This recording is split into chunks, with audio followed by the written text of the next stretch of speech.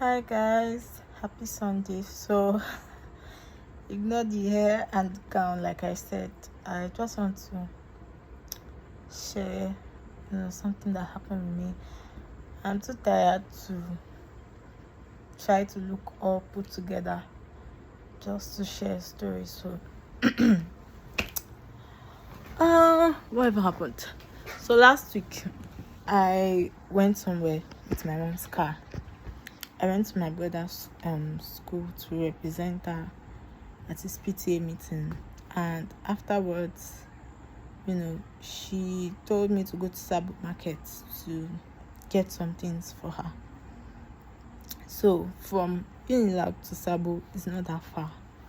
However, I drive, but my mom is not very confident. African parents, she doesn't like us taking the car outside campus. So she only lets us drive around campus, even though I already have my driver's license and all. But she's not very confident. She's always scared. So I took the car. I parked at education. If you know where education is, I parked education very close to the gate. Then I came down and I took a bus from the gate to Sabo. And this is not the first time. Anytime she sends us to on errand like that, that's what we usually do, because trekking all the way from my house to education is very far, and there's no cab from my house to even main campus side. And since she wouldn't let us take the car outside, we just park in education, and there's usually a lot of space around. So there's a particular place where I park, and when I got there that day, I saw that the place was quite full. There were a lot of cars around already parked there. Then there was a bus. The bus was parked like in the middle. I don't even know how to describe, but the bus was parked conspicuously in a way that all the other cars there would have issues coming out when they want to come out. It blocked everybody. It just parked in the middle, and it was a big bus. So the space that was left, any car that wanted to come out, regardless of whether they were parked to the left, to the right, in front, or at the back of the bus, they would have issues coming out. And so in my head, I'm like, okay, let me just park next to the bus, because I couldn't see any other space in education where I could park, and I was in a hurry, and I was already with the car at education. I could not take it back home. Like I just had to park there, and I was like, okay, I'm just going to Sabo Market. Like in the next 30 minutes max, I should be back, and hopefully these people would not be ready to go out yet. So I parked the car, and then I went to Sabo. In there to have seen me at Sabo Market, I was in a hurry.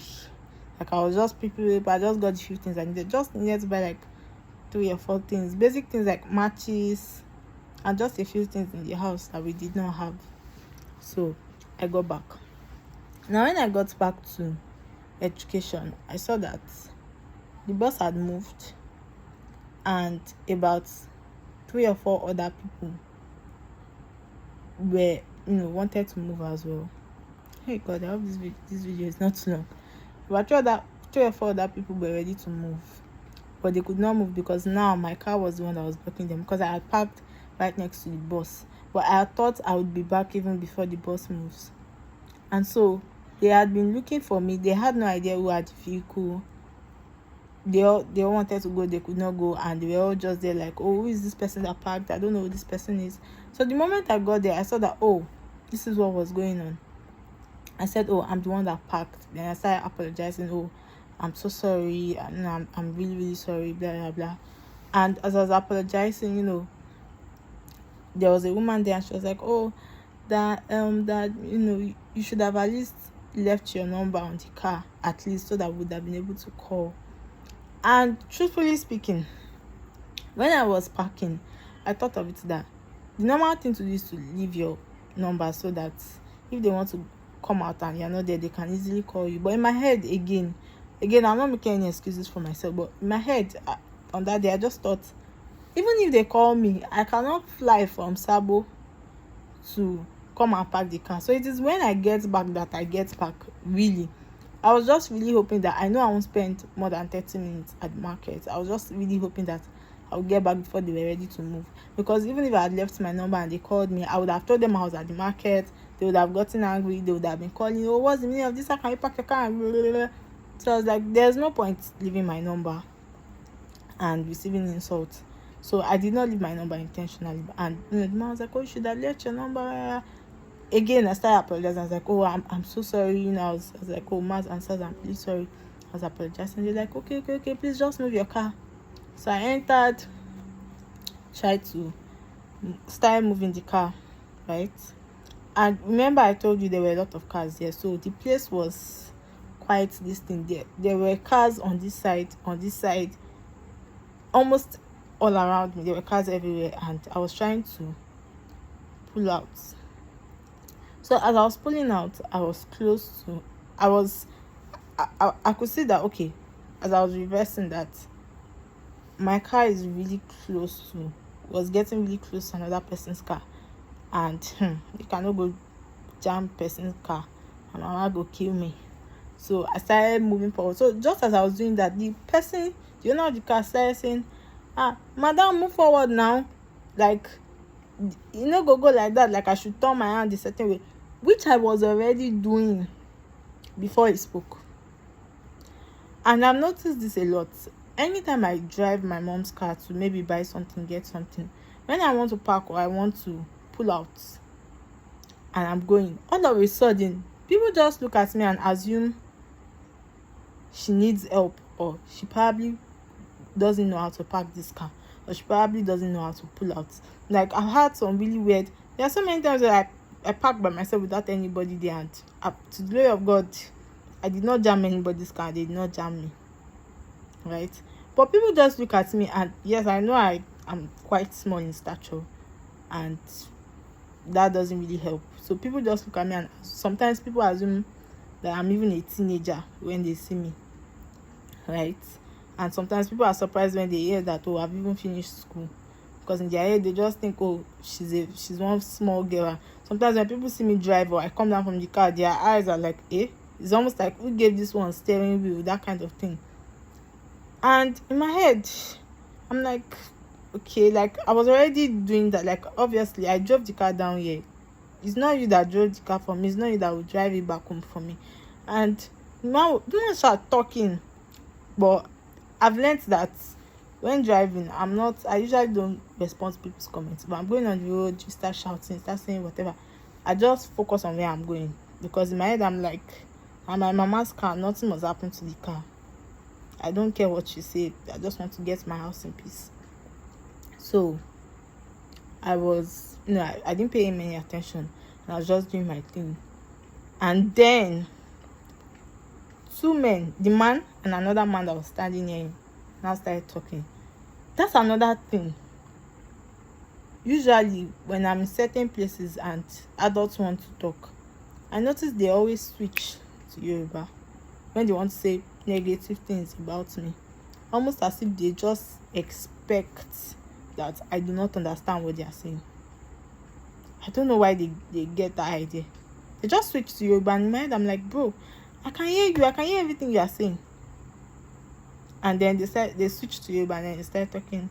Then one of them was like, mi men tó gbé mọ́tò fún ẹ, pé mi men tó gbé mọ́tò fún ẹ, kíní kan ẹ lè wá mọ́tò, mi men tó gbé mọ́tò fún mi. So let me translate, saying, I don't know who gave this one car.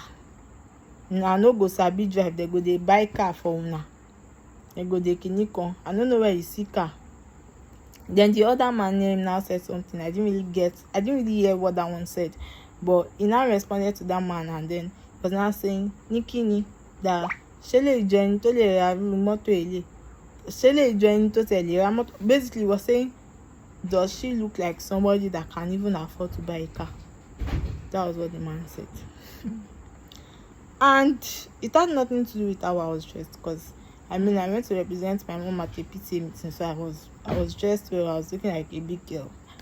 But just looking at, number one, I know it's because I'm a woman, and then because I'm quite chiche, you just assumed, and because I look young, obviously I'm young, just assumed, where will this one even see money to buy a car? And in my head, I'm like, Nigerians, especially older Nigerian men, and I'm not saying this to shade anybody, I've seen this happen a lot, even in my dad's friendship circles, that age range, that category of this thing, Nigerian older men, they are usually so myopic when it comes to women. They expect that a woman should not afford certain things or have certain things. I know what I'm saying from experience. I can't delve into some things. I don't want to disclose some personal details, but I've heard some conversations and seen things happen even with my parents and some of their friends, and how, things like expecting that a woman should not have land, or a woman should not build a house. Like, what's she building a house? Why will a woman build a house? Where do you want to see money? Or even if the woman's counterparts, even if men who are working in the same place with the woman and earning the same salary with the woman are buying lands and building houses, for a woman to do it also, they think it's strange or out of place. Or a woman is driving a car, the next thing people are like, daddy low afuni. Like, even in my mom's place of work, I remember there was a time my mom bought a car, and everybody just assumed that it was my dad that bought the car for her. And I'm like, bro, you and her that are on this same level, you have a car. You as a man, was it your wife that bought the car for you? So why did you just assume it was our husband? And I'm not saying that's a bad thing. Of course, I would want my man to spoil me if he has the means. Why not? But I just find it very, let's say, handicapping. I don't even know if that word is correct, but I just find it weird somehow, the way we just always want to clip women's wings, the way we just always want to cage a woman and tell a woman things that she can or she cannot do, that she should or she should not be able to do. Even when men who are not as exposed as she is, men who are not as educated as she is, men who do not even have as much resources as she does, are doing those same things, you just assume that because she's a woman. Because in my head, I'm like, yes, I know I'm pretty young, but I know some young people who drive cars that are even better than my mom's car, and they made their money legitimately. And no, they are not nepo babies. They did not steal. Of course, it's not a lot, I know, but it's not impossible. And the reason why we even see it as such a big deal is because of the poverty rate in Nigeria.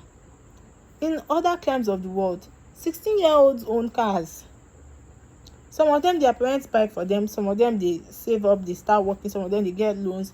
But by 18, 20, 22, 23, it's not strange for a 22-year-old in America to have a car that was not bought for them with their parents' money. It's not strange. It's not strange for 22-year-olds to have their own apartments. It's not. And that's why we are so backward in this. And it's not just even women, even young people generally. You see a young person doing well, and next thing people assume, maybe he's stealing, or he's doing Yahoo or something. And I know there are people doing things like that. I'm not disputing that fact. But we need to stop this limiting mindset of, if you're a particular age or a particular gender, you can't achieve certain things. Instead of just assuming, let's start asking genuine questions. Genuine questions. Or just keep our mouth shut if we don't have anything good to say. It's that simple. I just felt like sharing. Happy International Women's Day to all my wonderful women out there. And please, let's all do better. I talk because this video is already long. It's not only men that are guilty, so let's not look as if I'm saying men are clinical. Even women are guilty. Older women to younger women, or even younger women to younger women within the same age range. The things that some of us women tell each other, and this is not a feminism, whatever. I don't identify as a feminist. I don't like all this label, whatever. Don't give me any label, please. Feminist, not feminist. Now, Sabi. I just advocate for respect, and decency for every human being, whether man or woman. And I believe that we should live our lives according to the dictates of the word of God. It's that simple. That's a remedy for you. That's my own outlook on life, my own perspective to everything. So I do not identify as this or that, because I know why some movements started with good intentions, those movements have been hijacked to mean what they are not. And so I'd rather not associate myself with all of that. But anyways, it's fairly strain of thought me. Men, women, let's do better.